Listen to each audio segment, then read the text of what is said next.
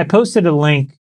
This is a 2013 interview that Zuck did with Michael Arrington of TechCrunch. And if you go all the way back, the apprehension to go public was one thing that we really anchored to a lot at Facebook in the early days.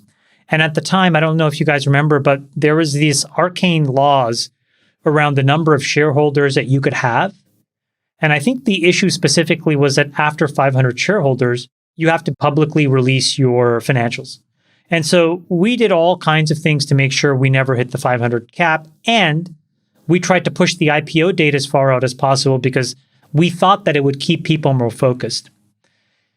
And then in 2010 or 11, I've told this story a couple times. One of the things that I was advocating for pretty aggressively was trying to launch a mobile operating system to compete with iOS and Android. And we had put together all this work and brought in Intel and AT&T and all these people. And it came down to the fact that we needed a couple $2 billion to float this thing. And we didn't have that money. So the only solution to that would have been to go public, but it wasn't the right moment in time. And Zuck wasn't comfortable with it.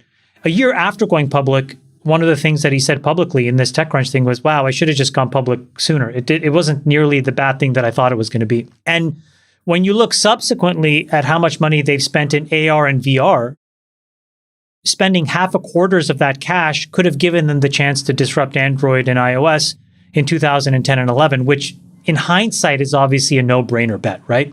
So even though I think we at Facebook were the ones to really put this in the water table about not going public, I think a lot of startups should have gone back to first principles to really question whether waiting as long as possible actually makes sense.